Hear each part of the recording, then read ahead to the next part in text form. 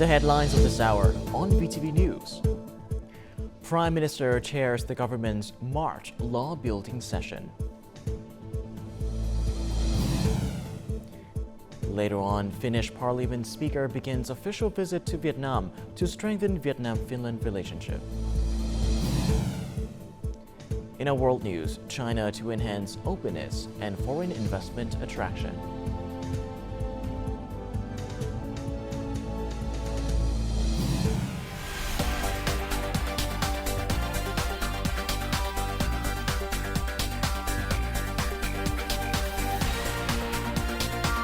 Broadcasting from Hanoi, the capital of Vietnam. VTV News starts right now. Good morning. It is currently 8 a.m. local time and you're tuning in to 30 minutes of VTV News. I'm Dien Bien Phu with the latest updates.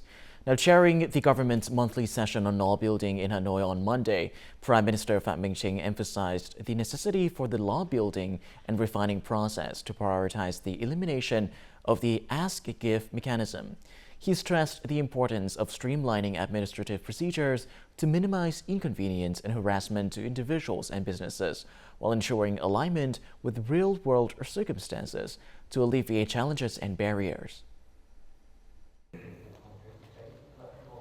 At the meeting, the cabinet members deliberated on the draft revised law on fire prevention, fighting and rescue, the draft law on urban and rural planning, the draft law on geology and minerals.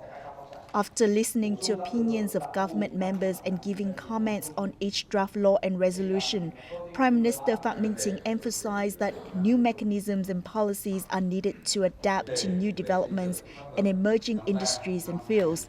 The Prime Minister urged leaders of ministries, departments and local authorities to persist in promoting and allocating resources and facilities for law buildings, with a particular emphasis on prioritizing quality. I suggest to review whether the party's policies and guidelines are suitable. Secondly, there should be a maximal institutionalization of the party and state's guidelines and policies, followed by the identification of appropriate mechanisms to optimize resources while mitigating waste, corruption, and conflicts in accordance with existing legislation. During the process of amending laws, it's essential to determine what elements are to be retained, what should be newly introduced. It's crucial to identify areas that require further refinement and completion, as well as those that can be eliminated. Furthermore, decentralization of power and reduction of administrative procedures should be prioritized. To achieve these objectives, relevant authorities should seek consultation from experts, scientists, administrators, and stakeholders. The Prime Minister requested ministries and departments to maintain close coordination with agencies of the National Assembly and the National Assembly Standing Committee to ensure both the progress and quality of law and resolution development.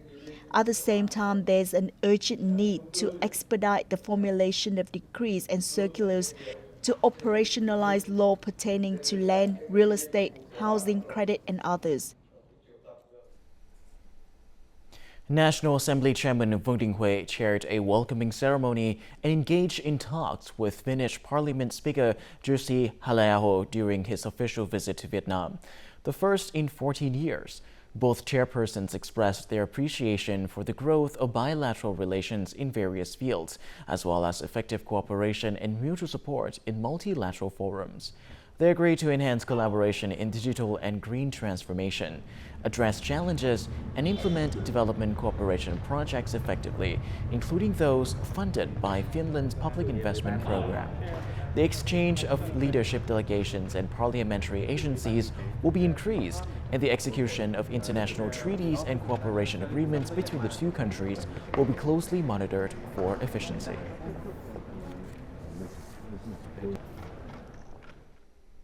Prime Minister Phie met with Speaker of the Parliament of Finland Jussi Halla-aho in Hanoi on Monday, believing that the visit will foster traditional friendship and all-around cooperation between the two countries.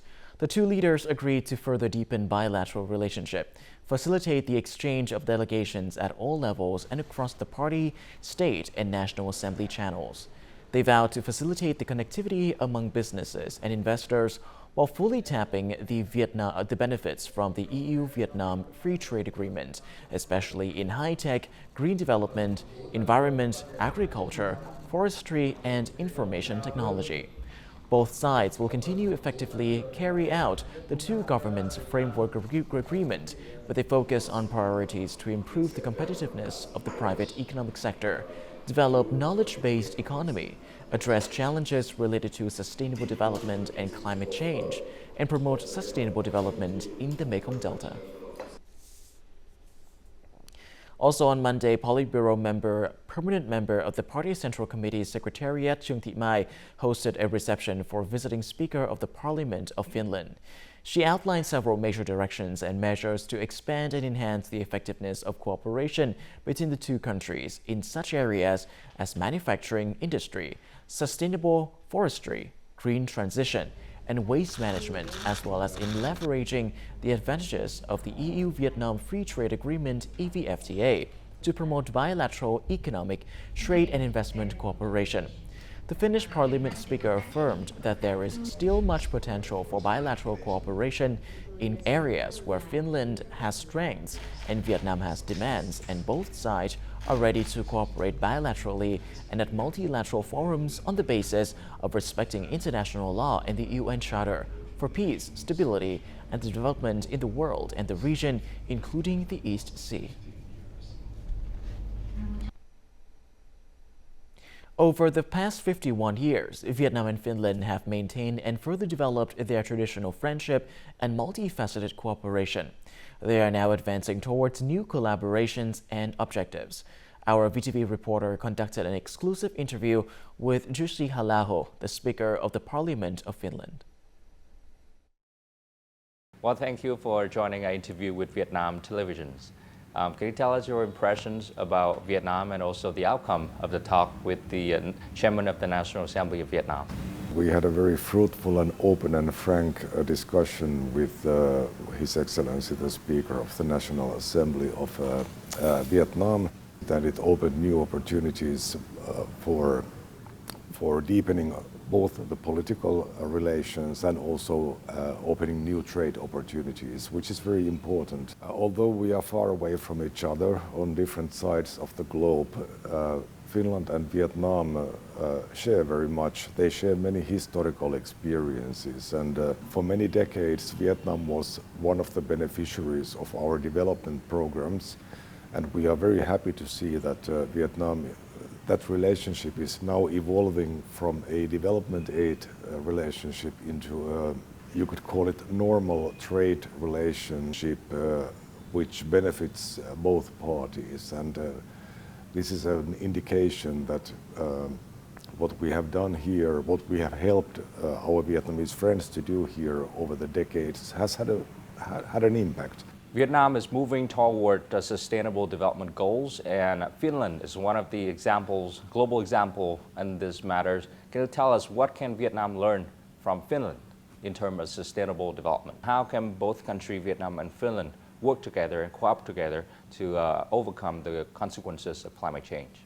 We are all facing certain shared challenges like the climate change, and we must somehow respond to that. Both Finland and Vietnam are heavily forested countries, and forestry has a great role in our national economy. And there is a certain contradiction now that there is pressure to replace, for example, plastic with wood-made products. The energy is, of course, a key question because of the increasing demand for electricity everywhere, because of the electrification of our societies. Fortunately, our energy policy has been wise and responsible for a long time. We have never developed such a dependence on gas and oil as many other European countries. What you do with your waste management, and this is something we know that we are doing great cooperation between our countries. We have investments here that relate to management of waste and recycling of waste, to make energy out of waste. Well, once again, thank you for joining the interview. Building on 2022 achievements, 2023 further confirmed that the performance of provincial-level people's councils has a wider impact, more pervasiveness, and better results.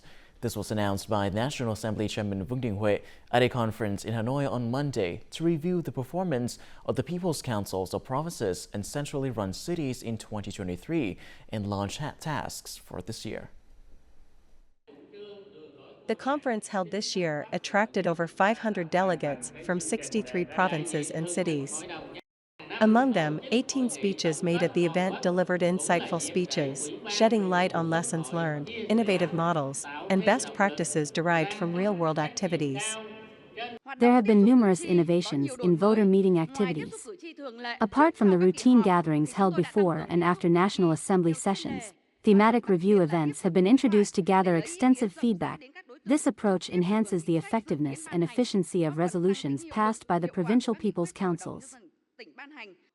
In 2023, the Ho-Jiang Provincial People's Council Standing Committee organized a program themed Bringing Parties' Resolutions to Life, broadcast live on Ho-Jiang radio and television station. The program garnered the interest of voters and the general public, fostering a positive perception regarding the government's commitment to serving the local people.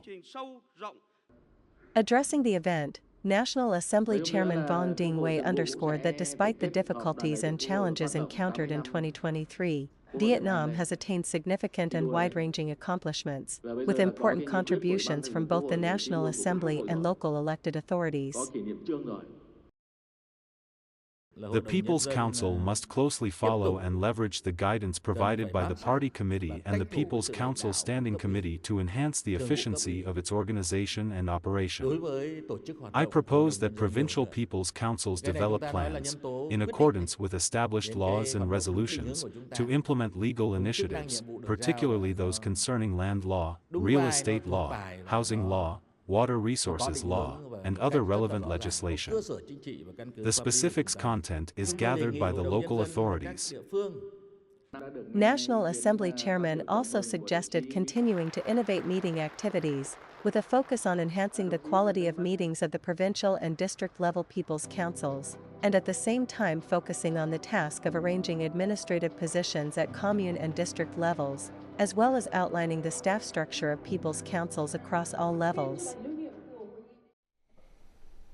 Vietnam's shrimp exports in the first 2 months of this year reached $415 million, up 24% over the same period last year. In particular, the Chinese and U.S. markets recorded growth of 143% and 26% respectively over the same period. China is a market with a sudden growth rate, with an increase of 76% in February, reaching $39 million. That is the only market among shrimp importing countries that recorded positive growth in February. In China and the U.S., Vietnamese shrimp is competitive in price compared to rival supplies from Ecuador and India, but its quality is rated higher by buyers. Vietnam ranks first in producing shrimp and top 4 in the world in exporting. This year, shrimp exports look to bring in $4 billion and contribute about 45 to 50% of seafood export value. Coming up next on VTV News. Resolution 36, an important milestone in national unity and attracting overseas Vietnamese resources. Later on, offensive trenches contributes to victory of Dien Bien Phu campaign.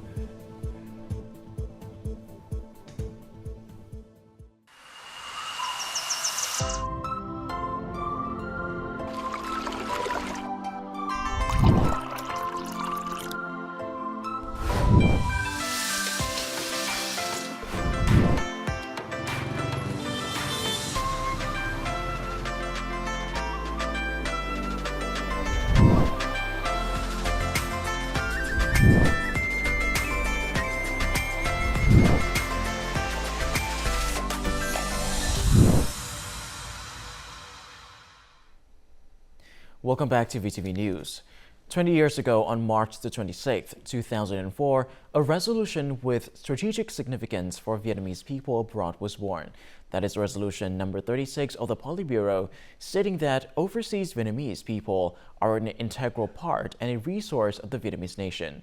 This resolution paved the way for a series of subsequent policies and regulations to create favorable conditions for overseas Vietnamese to return to their homeland and to promote overseas Vietnamese resources for the work of building and protecting the country. In the early 2000s, the Vietnamese community abroad included about 2.6 million people. Most left the country after 1975's unification, bringing with them prejudices about the new Vietnam. After we liberated the South in 1975, the biggest problem to be solved was national harmony. Vietnamese people care about their country and their people no matter where they are. On March 26, 2004, the Politburo issued Resolution 36, an important milestone in the process of national unity. This resolution is a turning point for us to care for the Vietnamese community abroad. The party and state attach great importance to this work. Since Resolution 36, there have been many initiatives and activities organized, bringing millions of overseas Vietnamese back to the country. Furthermore, the resolution has paved the way for a series of policies and regulations to attract and promote the contributions of overseas Vietnamese in building and developing the country.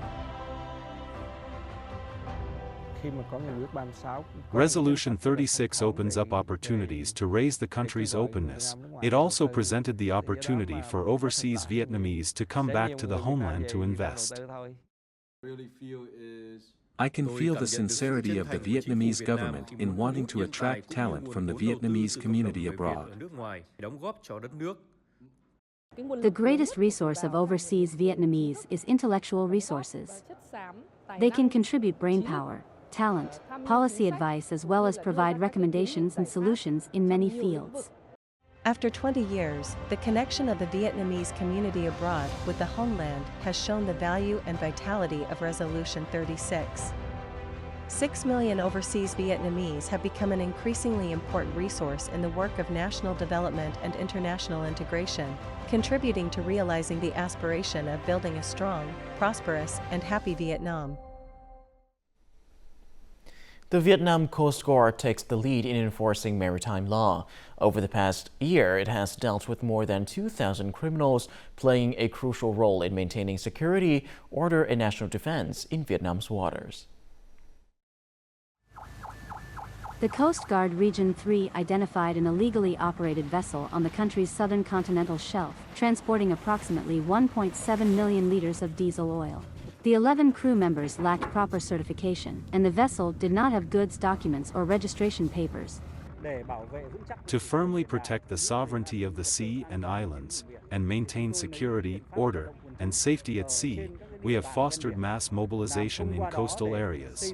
Through this, we improve people's sense of responsibility and provide information to the Coast Guard, the Border Guard, and the Navy.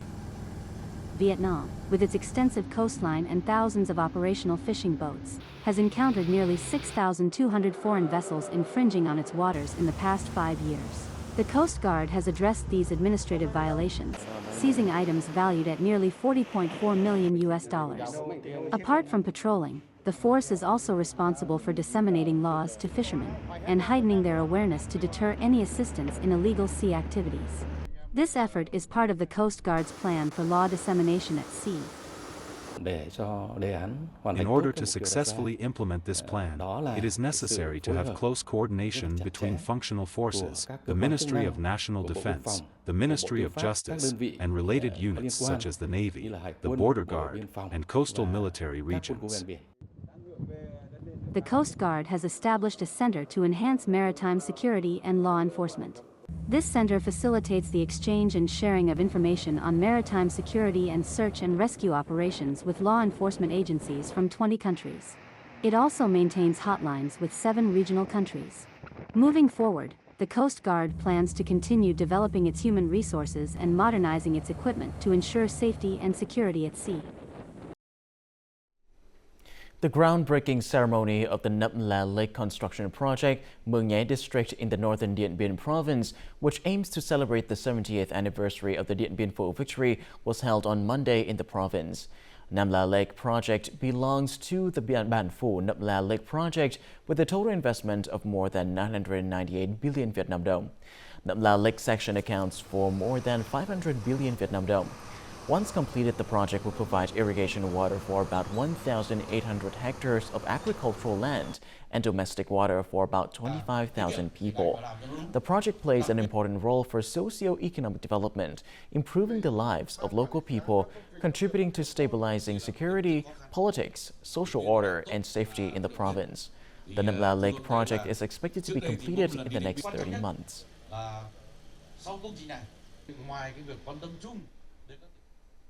The resounding Dien Bien Phu victory 70 years ago is of great historical value and era significant to Vietnam's revolutionary cause and the world, especially the national liberation movements.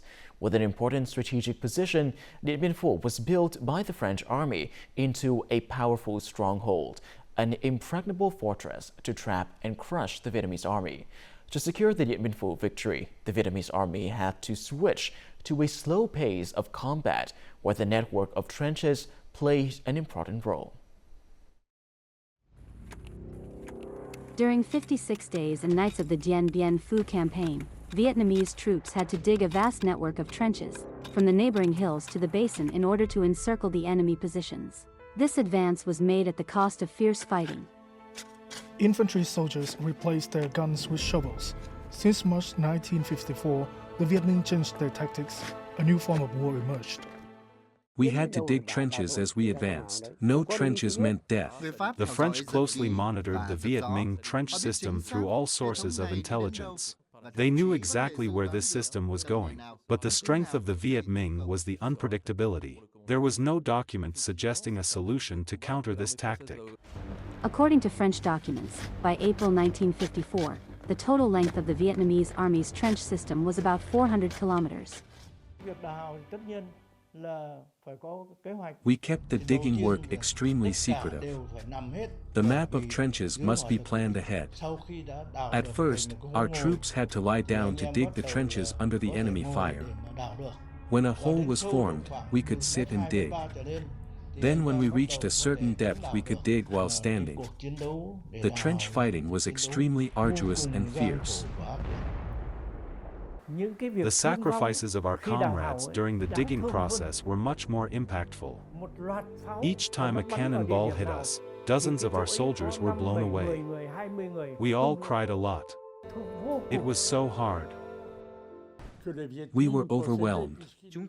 The Viet Minh took control of the entire basin by digging trenches and surrounding us. By April 22, 1954, dozens of kilometers of trenches of the Vietnamese army had approached, cutting across the strategic airport, eliminating the French army's air supply. In the last days, without the airport, we lacked everything, weapons, food, so we could not win. It was all over. Hill A1, the most important base of the fortress, fell when a tunnel was dug deep into its core.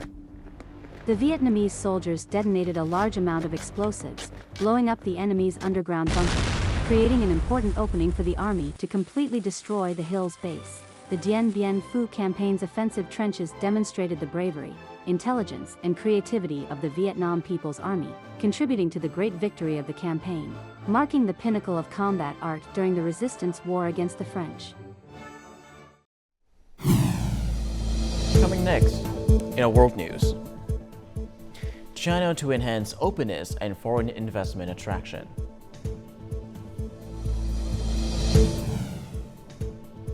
And later on, U.S. Moonlander goes into permanent sleep after landing.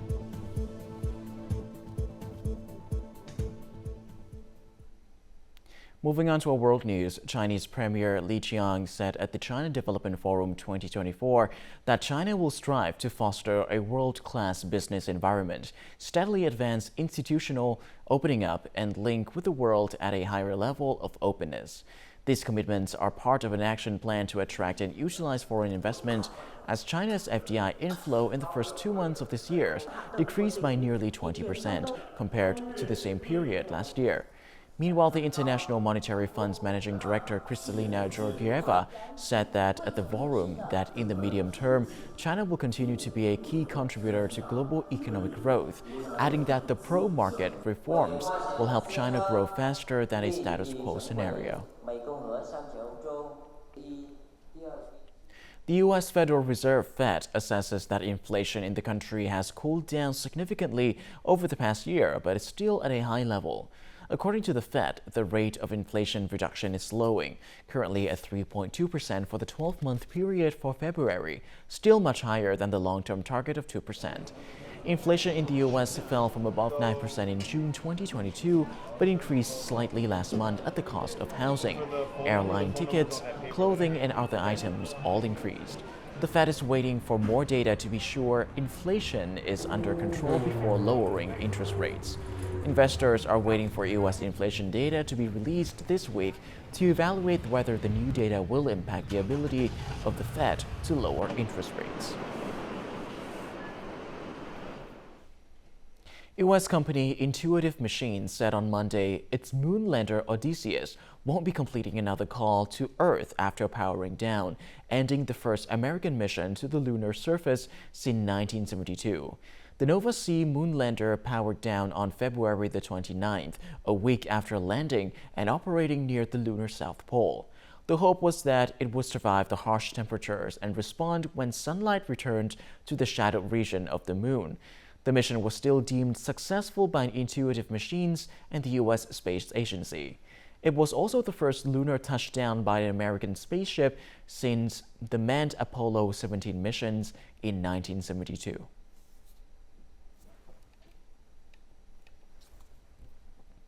Up next, let's have a look at the weather forecast.